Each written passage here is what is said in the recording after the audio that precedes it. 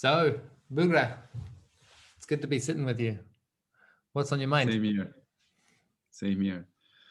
Uh, um, Actually, my mind is kind of like in this transition period of losing all the hope and like crumbling everything. And then from the ashes, now, okay, there's some path going on that I can take. So my mind is like, how can I align my um, well-being and search for meaning with the projects that I do, and how we can leverage this time, this uncertain and chaotic time to build, since everyone is shocked and looking for something new, how we can leverage that moment.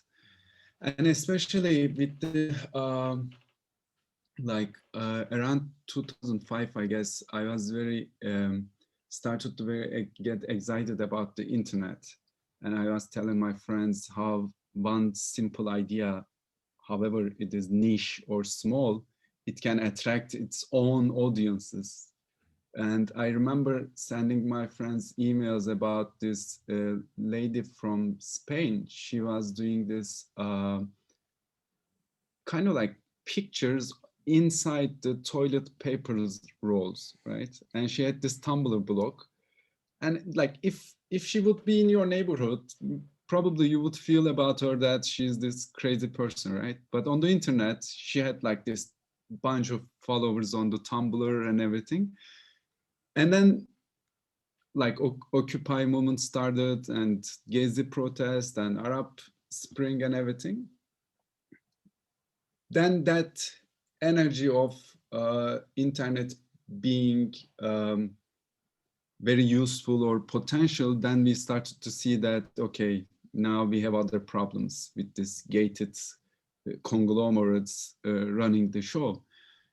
But in 2020, I started to feel that I think we have the internet now, that because now we can connect with people all over the world, and it's just not the connection, but we can be vulnerable with each other. We can have these deep connections. And it started to ignite my passion about the internet and digital spaces that we can build. And and in June, I participated Microsolidarity training, because in that time I had this relationship crisis, let's call it. And having the training, it was like not much of a training, but more like a healing space for me. To have that experience with the people all over the world, and in a very short amount of time, to be able to get that vulnerability and also to experience that generosity from the people, actually it shifted my mind towards, okay, this is what I want to do. Like, I want to spread the word about how we can build spaces and connections and interactions that not trigger innovation or ideas, but more like healing and support. And during that time in 2020, we were talking about with my friends in Atelier. Atelier is this has three pillars, like Creative Up. It's a community of around 300 people. There's this design studio, does a project for corporates and development agencies and such. And also academy that they recently launched. And the plan were that to invite like cutting edge trainers to Turkey. And so instead of flying to them, we'll invite them here, and we can kickstart the ecosystem and collaborations and transfer knowledge to Turkey. But then pandemic happened, and they were like, okay, what we're gonna do. And during that time, I was following like Daniel Schmachtenberger, Jordan Hall, and they led me to the STOA, Peter Limberg, and I was really amazed by what he was doing by just holding spaces, like he said, like stewarding this conversation. And I proposed them, why don't you, instead of like trying to sell digital courses, why don't you launch a learning community? Instead of just one-way interaction, let's try to build this community on, and because atelier is very important in my life. I've been working with communities all of my, like when I look back and analyze my work, I realize that I've been working with communities all of my life, but I never find my own tribe before atelier. So, and I told them, let's try to simulate what I find in atelier and try to launch this learning community that serves that purpose for other people. So we launched this learning community and we had around 400 people, and we had free 5 programs like leadership and collaboration, system design, and the core idea was to make this program as this like circle-based program. We want them, every program, you need to form your circle, and then you need to be following the program with them. It was really good experience, and it ended this December, and now we are working on the second phase of it. And from the feedbacks that we get from the participants, one of them was they want to work on specific projects. It needs to have an outcome. And the other one was they want to capture the value that they generated in some way. And it's once you started to ask a couple of more questions, you start to get the answers like reputation systems or like profile cards, because we used Slack and Zoom and Google Drive and Mural for the programs. But yeah, they want to have that reputation and incentive and reward structure. And we said, okay, let's start to design the next one. And we started this January, and we are using the platform design toolkit structure. It's really helpful because what we are trying to do is basically how we can identify the value generating interactions in a learning community, how we can incentivize that and how we can reward that. And we are trying to build these small integrations, not huge development software project, but like how we can connect with Airtable and Slack, and using emoji interactions, how we can identify these valuable interactions and reward that accordingly. And also we are we built this space, we call it digital campfire, so that participants can host their own events. And it was really well received. And so now we want to be able to give kind of like own economy insight, based on like, you're gonna get like 200 emojis, you're gonna spend them, you're gonna earn your way through, and based on the trust level that you have, then you unlock new possibilities like hosting your own events. And in the future, it can be maybe, you know, you can provide your services from here to the community kind of thing. I've been researching on the blockchain as well, of course. There's this amazing startup called SourceCred. They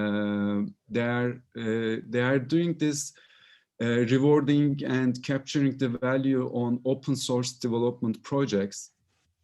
And I've been getting their community calls and everything, but my feeling that we don't want any blockchain at this stage, because we have lots of things to do before that anyway.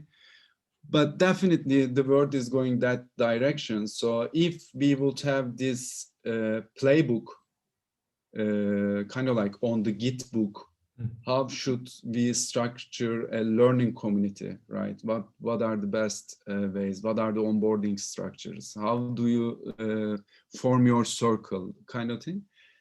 Once the technology is more user-friendly and better experience, then it will be easier for us to connect with that. And yeah, right now, we have these two phases of design process. First, we are using platform design toolkit to design the business model and everything. Then the second phase is going to be working on the program. Because this time we want to have a unified journey instead of single elements of programs. We want like a unified journey, but you can have add-ons based on your needs. So this is kind of like the future aspect of it. And currently, we asked the alumni of the first program to launch their own initiatives. And based on their activity level, we gather them around, and there's this 45 people. We call them council, and we said, okay, let's launch your own initiatives. These are kind of like the needs that we have. And without my, I didn't that much push towards direction forming circles or anything, but intuitively people said, okay, I want to give Gestalt coaching sessions. Or somebody said, okay, we want to build this mutual aid group kind of thing. Now we are also facilitating them, and this part is kind of like how we can become a decentralized community instead of we are launching everything. So now we are kind of trying to build the blueprint for starting initiatives. This is kind of like that experiment. So once we have that experiment, we can take that learnings and put that learnings to the playbooks starting initiatives section. So these kind of like two levels that I'm working on right now. That's really exciting. That's really cool to hear. And congratulations, you know, like to get that positive response from people. First to have 400 people, but then to have the alumni actually activating and sticking around. That's awesome. That's really an achievement, eh? I'm curious about this whole value capture, reputation, incentives, that whole piece.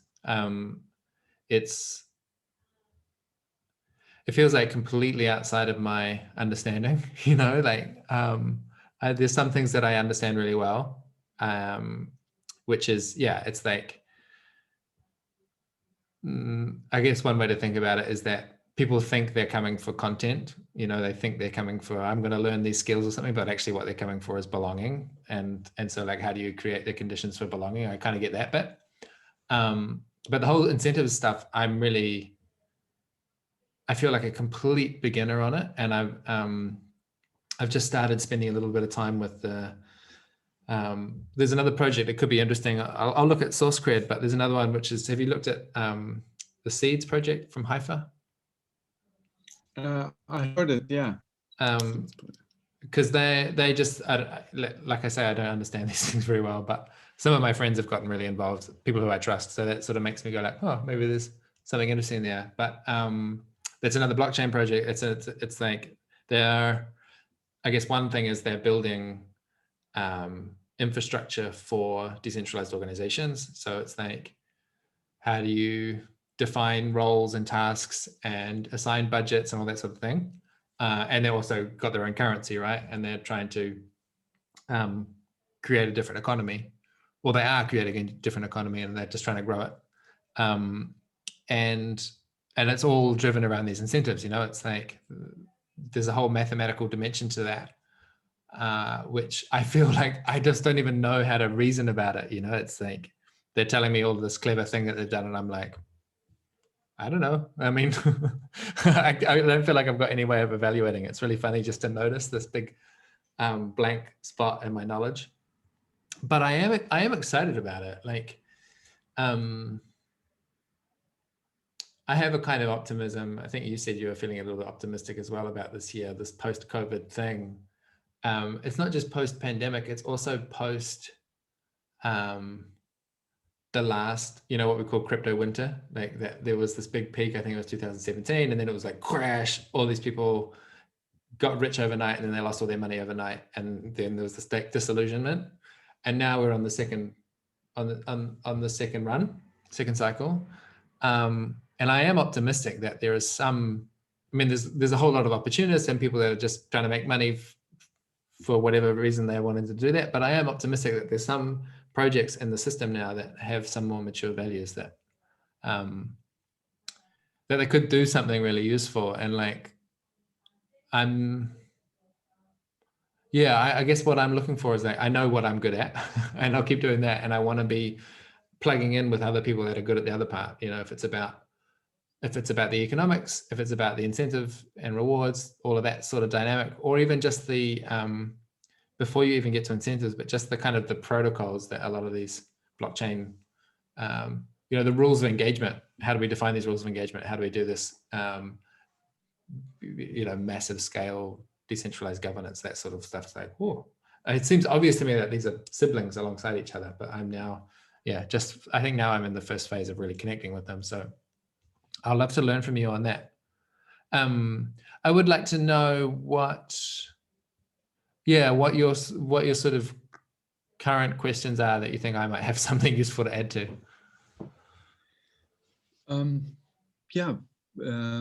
First of all, in our first experiment, the circling, the way that we try to build relationship between the members of the community was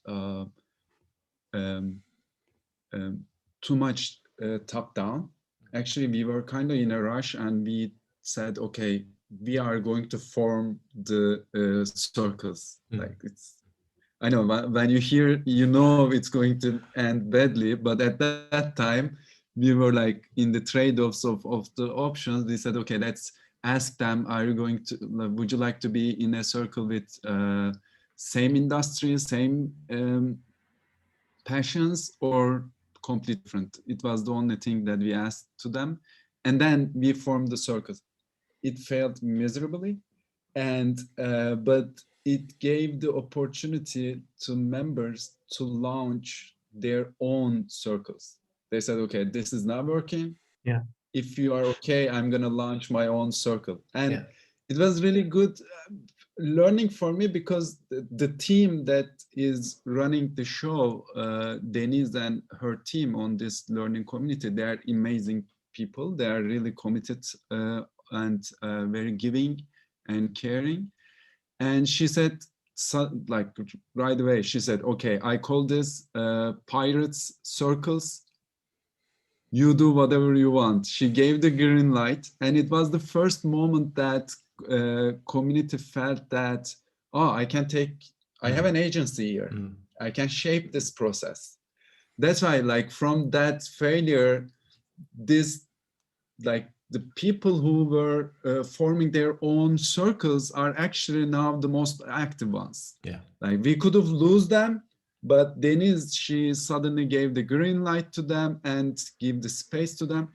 And it was really good learning. Now we are kind of like, as you said, like you always say that congregation is where people meet each other, right? Like who you're gonna fall in love, who you're gonna form your crew, kind of thing.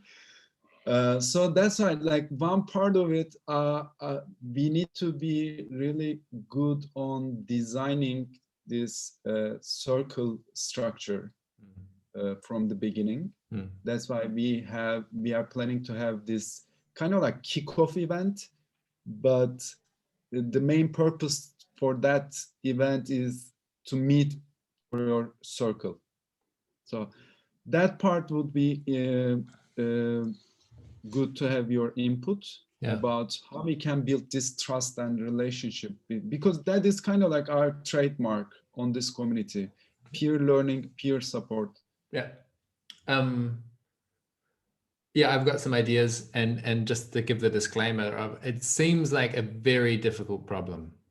That's what I'm observing from having these conversations with lots of different people. Like, I'm optimistic that eventually we'll come with something very elegant, but we're not there yet. Like, it's really difficult, because, you know, how do you define chemistry? You know, the experience of like, oh yeah, I really feel like you're the kind of person I want to develop a meaningful relationship with. Like, I mean, there are dating apps that are trying to solve that problem, right? But then it's, yeah, I think it's even more challenging than a dating app, because it's not just I'm looking for a romantic partner or someone to have sex with. You know, it's like the objectives are really divergent as well, and you're trying to get groups of chemistry, not just pairs. You know, so it's like it's a really difficult challenge. And so I think part of that is to say maybe part of the design has to manage people's expectations a bit. So like with the Microsolidarity program, I think the one you joined was 2 weeks long, and we didn't promise come to this and you'll find a great crew. We said come to this and you'll have some great experiences, and you'll come out at the end, you'll be more equipped to start your own crew. And definitely some people through those programs have found a really great crew at the program, but not all of them, by, you know, definitely not all of them. Probably the minority of people found a really strong, significant ongoing crew relationship there in the space of 2 weeks, right? So that's not a lot of exposure. But with the kickoff, you know, so in our case, that was 4 calls, 90 minutes. There's a lot of intention around, like I've got a spreadsheet that I'm using with that program of like, how do we maximize the number of encounters between different people? So we're tracking who's met who, and we're trying to maximize how many people you get to meet. And we also, over the course of that shared experience, we're gradually intensifying the intimacy. So it's like, first question is really simple, you know, introduce yourself without naming your job. Okay, and then the next one is like, tell me about someone who's really important to you. And then, you know, tell me about a time where you felt like you were excluded from a community, or, you know, you kind of escalating the vulnerability. And then, so that was like the first program. The first call was like really just speed dating, I call it. And then the second call was, I think, the Troika consulting. So it's like, you're spending really 15 minutes paying attention to someone, and then you get to rotate and pay attention to someone else. You know, it's like, it's still quite quick, but it's more than a speed date. And then the third call, we do a case clinic where it's like one person is getting the focus of attention for like an hour, and that's a more intense thing, right? And so there's, as the depth increases, the number of people that you're meeting decreases, right? So you start, you can have 50 people meet 50 people very briefly, or you can have 5 people spend an hour together and go deep. Those are choices. So we're sort of designing for that slope. Not promising people that they're going to find a crew, modeling and naming and sort of giving people a taste of what a crew feels like, so that they are, you know, with the facilitation that we're doing in the breakout groups, it's like, oh, this is what it's like. There's, you know, we do good listening, and we're sharing some vulnerable stuff, but we're also managing our own boundaries, and we're taking care of other people as well. And, you know, that you sort of get the lived experience of it, so that at least, even if you don't find your crew right away, at least you know what you're looking for. At least you know the kind of flavor or what works for you. One of the other communities that I've been in contact with, they have said, in their sort of expectation setting, they've said, you can either find a crew here or bring a crew of your own. You know, like you might already have people outside that are not participating in this program, but that you already have a connection with. You can invite them to, you know, they might not be joining the program, but you can still have a regular contact with them, and, you know, here's a sort of like discussion, you know, I call it like conversation menu, you know, here are some good questions or something that you can bring to them. So that might be an approach. But yeah, it's kind of like if you promise people everyone's going to be in a crew, then you have this awkward thing of like, you have to do all of the matchmaking. Whereas if you leave it a little bit more open and undefined, it's like you allow for the people to meet each other who are really a good match, and they'll snap and they'll be so excited. And yeah, the ones that have come out of our programs, there's some real energy, you know, people are really doing stuff together now. But then also the people who don't find their crew there, you want to manage their experience too, and not have them feel really isolated and left out and like they're doing it wrong or there's something wrong with them. You know, you really want to make sure that's not happening. So that's, I think for us, the way that happens is with these big community calls where we make sure that people are having a great experience in the breakout rooms. And it's like you're a crew for 15 minutes or you're a crew for half an hour. How much of that do you think translates into your context? Are there parts where that's just like not a fit? No, actually, I was thinking about to have this sloping experience. I can position, we can design the onboarding process to the program, have this aspect, not just this is how you're going to use Slack, this is how things works, but no, this is what crews looks like. This is a good communication in a crew will feel like, kind of thing. I think maybe we discussed about making circle building, like forming the circle optional, but kind of like this cohort based approach kind of thing. Like we want like kind of like die trying or fail trying thing for me to for how we can build circle. As you said, this is very important to manage the expectation of the different level of needs, awareness, journey in personal ways. But I think we can position the onboarding process, maybe starting from the application process. We can start to engage with people with the experience that they can at least have better understanding about what they need in a circle, in a crew, so that even if in the end of the day that we need to be able to, we need to form some of the circles or some of the people, then we can have better understanding about them, and also they have about themselves. Yeah, that gave me an idea about how we can structure not just one event, but a certain amount of time of onboarding to the program. Yeah, that really resonates for me. One of the, well, maybe there's two things in there. One is about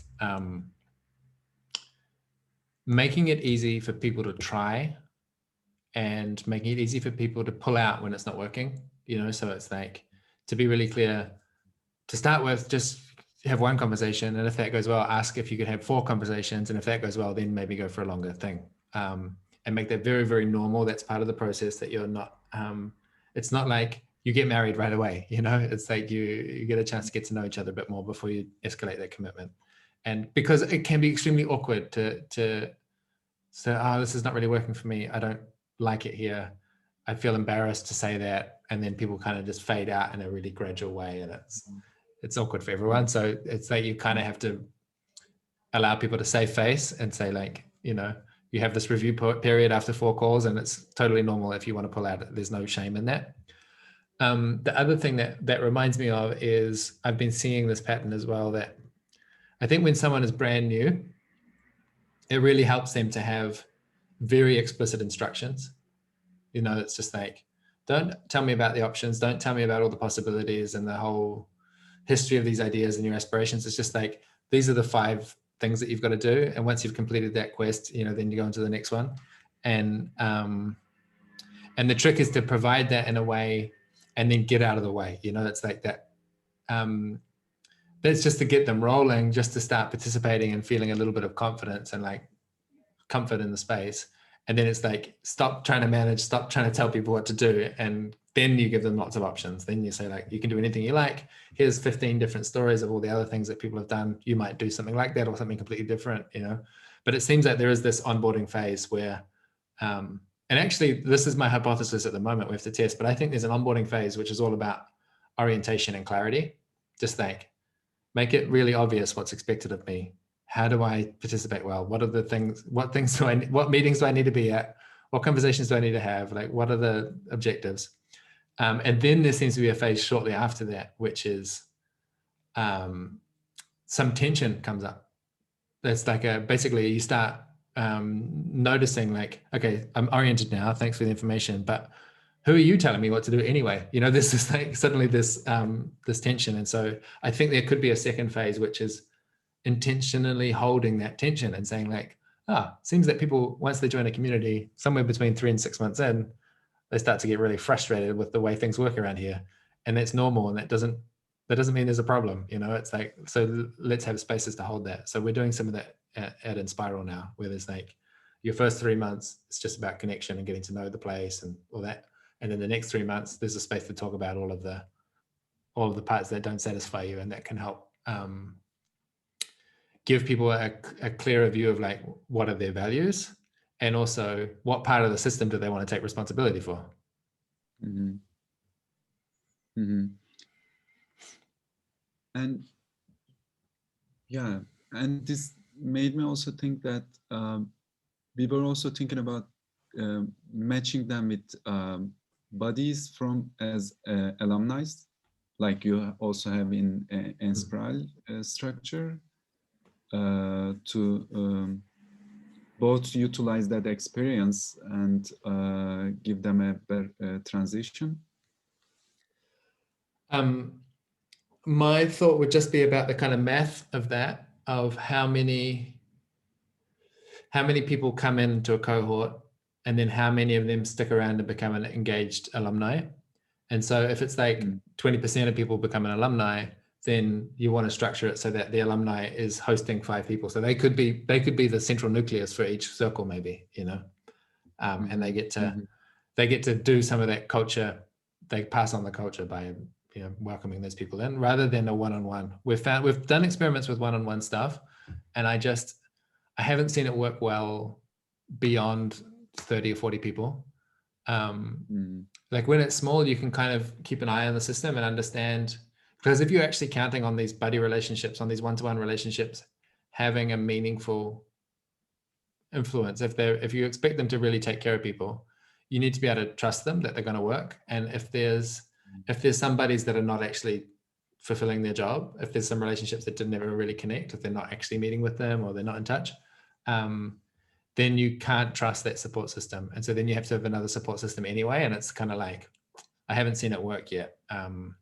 It's not to shut it down completely, but we've found it's easier with the crew, at least. Like there's more people have more visibility on each other. And so you can sort of see, like Jim hasn't showed up for the last 3 weeks. And there's sort of a bunch of people get a chance to notice that and pay attention.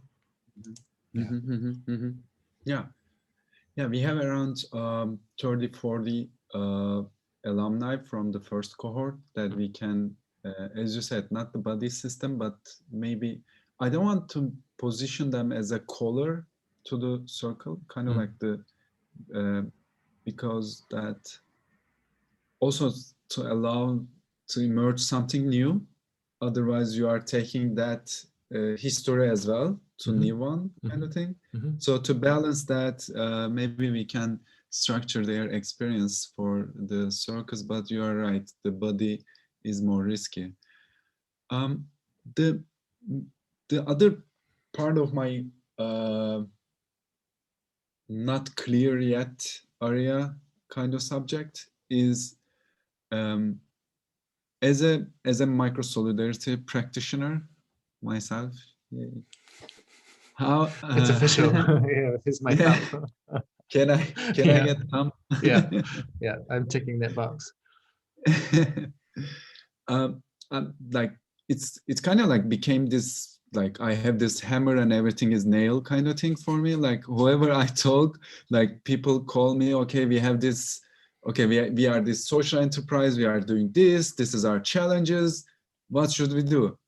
I was like, okay, build community around your idea about your value proposition and have this maybe workshops, maybe. Then I started to realize this is also relevant for this alumni initiative kind of thing as well.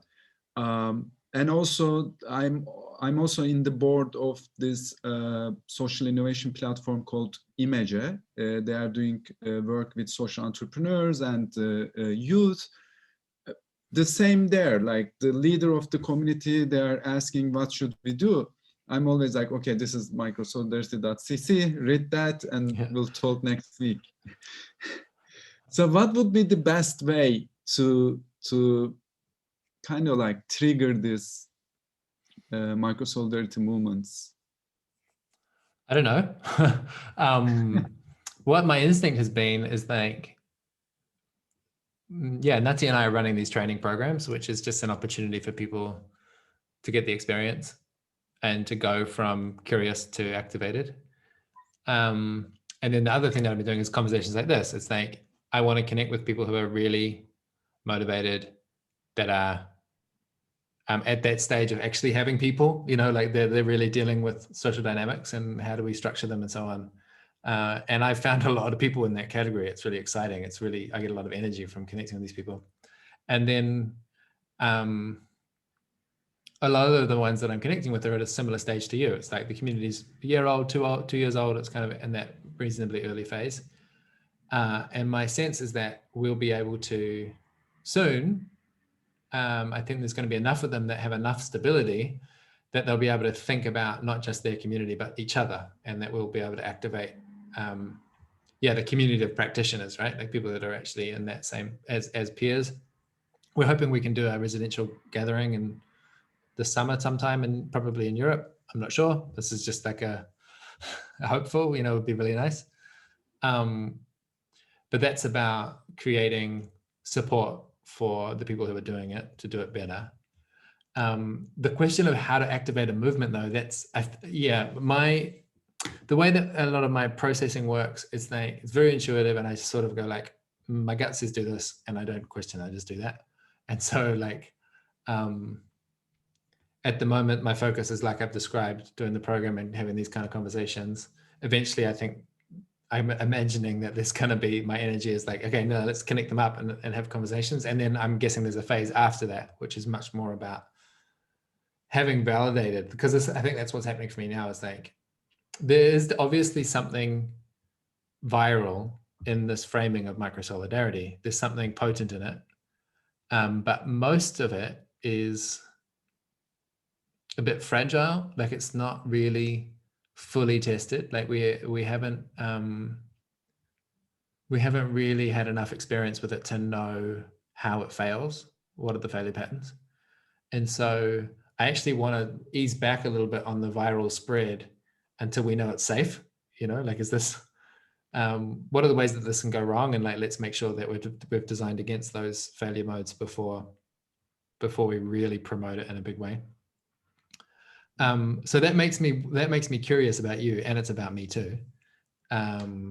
Why is it that why have you got this hammer and all you can see is a nail, you know, like that? I know my own answer to that question is because of my own personal story, I've got this huge driving energy for, I want to find belonging, and that need for belonging is it kind of overrides any other dynamic in my life, and it's a belonging with a specific set of characteristics, which is kind of like the opposite of that bad kind of belonging I used to have, you know. That's kind of what it is for me. And so every time I encounter anyone, I'm like, oh, what you need is to address this need for belonging. And it's like, maybe they don't. maybe they've got completely different needs that have got no relation to mine. But I can just see it there because I've got this lens on, you know, like that's what happens. You get some insight and then suddenly you just see the same. It's like, oh, this explains everything. And it's like, well, maybe it doesn't. So I'm curious about you. What, do you know what motivates you to want to apply this everywhere? The first thing that struck me is that actually it gave me the grammar that the thoughts and methods that I've been having or developing for a long time. But there was a lot of like, I participated the Theory U training from Otto himself in Berlin. It was amazing. But like on the Microsolidarity, I think one of the most powerful aspect of it, it's starting from self and to having this, like being a good relationship with different part of yourself. And then starting this, like living in this country, and it's all over the world right now, but the social fabric that you see is like crumbling, right? Like people try to be more engaged each other, but it's always polarizing and fighting each other. So it balances that, like you have something to say both individual level and also on societal level, and also starting from yourself and your crew and your team. So I think that is a common thread in our lives, in our generation. Maybe this is like this, how we are going to put this alternative on participatory democracy and stuff. Like this is kind of like our generation's question. For me, that is the part that I was really related, because when you think about it, like what did like Occupy Wall Street and the Arab Spring, Hong Kong, like we exchanged the way we connect, the way like how we hold the forums, right? These are the signs, these are like that grammar was missing, that new language was needed. So I think for me, Microsolidarity is giving that grammar, that language for me. That's exciting. I hope it's true. I mean, that's my most ambitious view, I think, is like that we have a lot of people doing these kind of practices at the small scale. And so when the next time there is a big mass scale mobilization that manifests in all these different cultural contexts, that there's a lot of people that really have a lot of competence and skill, and they can merge whatever is the particular political moment where people are mobilizing to a set of basically relational excellence. You know, that they really know how to hold people in their difference and in their pain and in their conflict and all that. That we can actually hold that, and there's tons of people that are equipped to do that. I feel like that's the best possible version. You know, is that the next massive mobilization? It's that the you know, my experience of Occupy was like this massive peak and then a crash. That's what a lot of people felt. And my crash wasn't complete. I got really lucky that I kind of got caught halfway down. Most people crashed all the way. Some people crashed further down than they started, you know, they were so disillusioned. And so I think with the right set of memes and practices, and I'm not going to take responsibility for creating them all, you know, it's like there's going to be lots of different memes in there. It's not, I don't feel like it's my job. It's like you say, it's the question of our generation. But that as successive waves of mobilization come, that we can crash just not so far down, you know, that we're actually building up some deeper competence. And I'm not confident about that. I'm hopeful, you know, like I'm committed to that outcome, but I don't think it's certain at all. Like, because there's also other memes, you know, there's also other forces, there's other currents growing. And like you say, they are disintegrating the social fabric, and we're also dealing with that. So yeah, it does feel like a struggle, you know, it does feel like a big battle, and we're trying to, well, I'm trying to be, I'm really mobilized for peace. You know, I'm not trying to have a war. I'm not trying to, but there is some real effort in that, and some, I mean, solidarity, right? Like, we need to be shoulder to shoulder, pushing this peace thing ahead. I think that's the job. And I'm glad that you see that part of it, and that the work that we're doing is part of that. Yeah, it's involved. It's on the artist's palette as you're painting this picture. That's one of the colors you're using. That makes me really satisfied.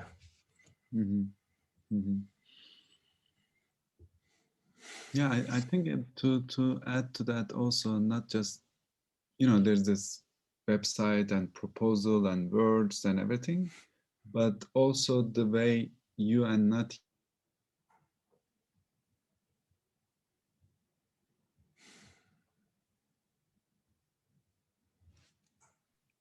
I lost you, but you're back now. yes. You just said you and Nati, you were probably going to say something nice about Nati, and then the internet dropped out. No, I was saying that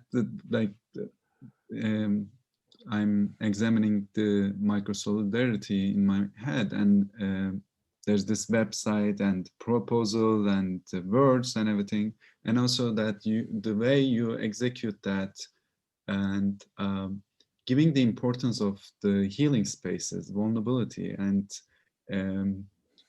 I think that shouldn't be decoupled.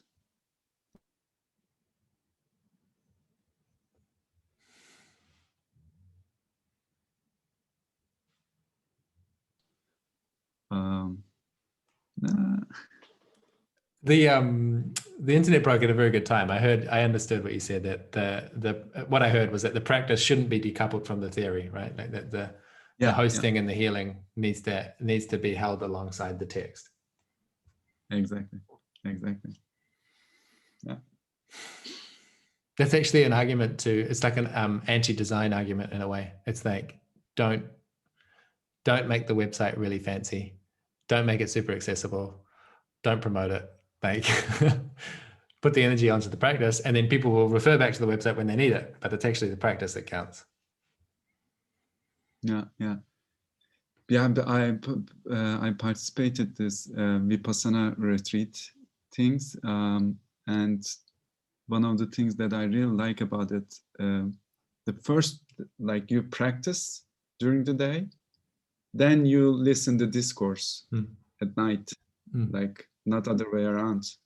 Then you have more relevance, more buy-in, more understanding of the theory, because you experience that all day. That was such an amazing experience for me. It was like when Nati and I first met, she told me, Rich, you should do a Vipassana retreat. She didn't tell me why, but I trusted her and I did it. And because of my religious past, which is, really difficult, I was very defensive against any kind of, are they going to make me believe an ideology?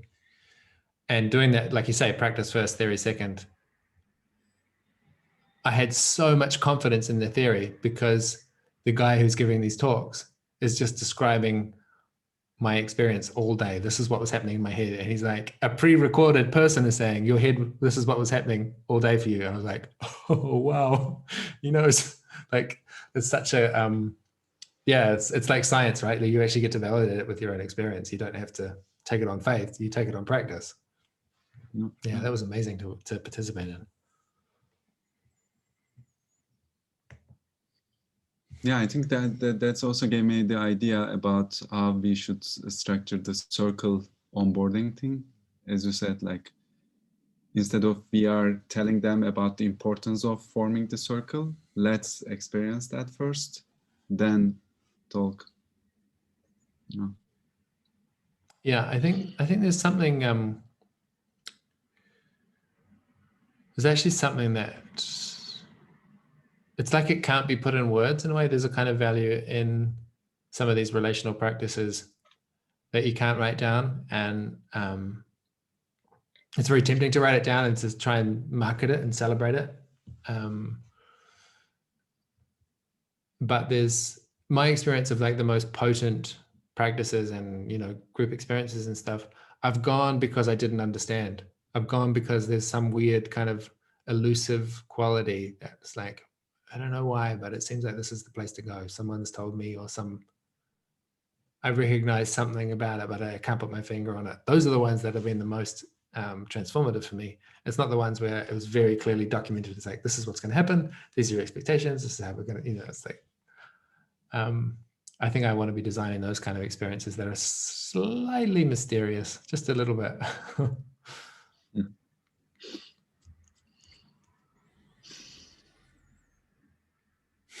Thank you, Richard. It's my pleasure. I'm really, really happy to hear what you're doing, and both at the kind of smaller scale, but to connect a little bit on the large scale vision, which I feel so much companionship for. So I hope you reach out to me again in the next, over the coming months as you go, and we can keep learning together. And if you're, you know, if you're comfortable with it, sharing what we're learning in public as well. I think I just anticipate in a few years' time watching some of these conversations and seeing the trajectory that people went on, and some of them are going to really produce amazing transformation in society. So if you're willing to play that game with me, I'm really excited to. Yes, please, let's do that. Nice. Yeah.